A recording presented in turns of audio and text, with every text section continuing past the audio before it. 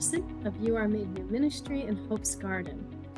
So my mother is a family and child therapist and a registered play therapist. When my kids were little, she taught me that behavior is information, that their behavior required more from me than just discipline, and especially more than reactionary discipline, right? Their behavior, being information, is clues to their needs, and it required my listening, my curiosity, and wondering, like, what's going on in there? I've been parenting for 22 years now, and I think I can finally say that I get it, that I am finally able to stand in the midst of their storm, whatever that might look like, and even those storms that come at us as parents, right? Verbally, emotionally, maybe even sometimes physically.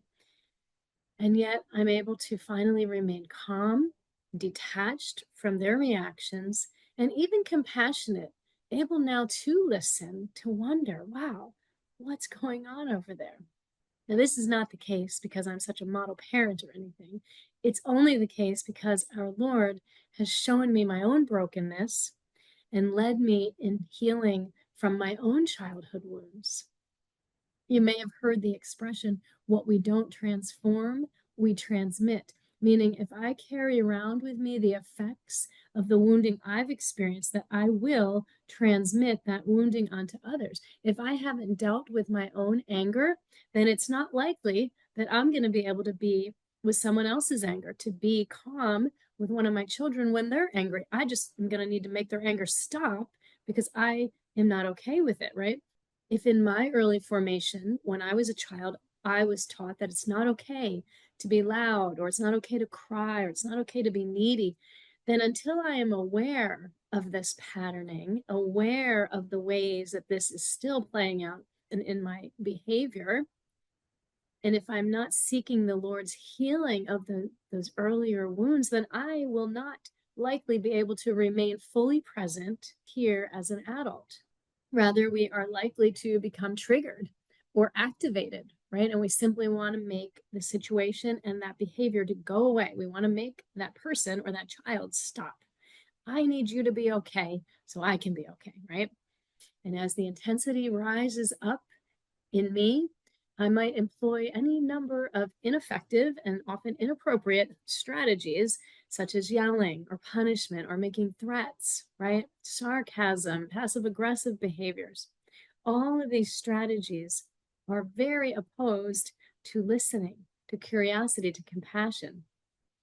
So in my talks and in our ministry work with young adults, young parents, we look at the connection between our own early formation, what we learned in our formative years, and the habitual ways that we respond or react to the circumstances in the present.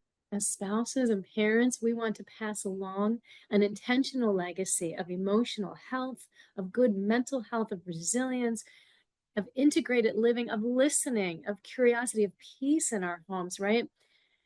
And so to do that effectively, we must attend to what's going on interiorly that gets in my way of living, loving, and relating in the ways that God has intended for me.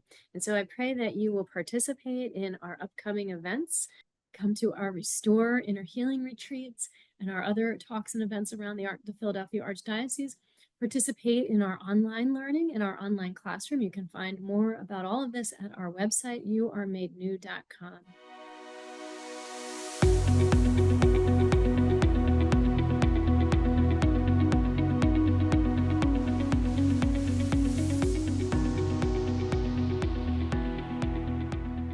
Explore how God may be inviting you now to grow, to heal, and to move towards deeper integration for your own sake and for the sake of all of your relationships. May God bless you.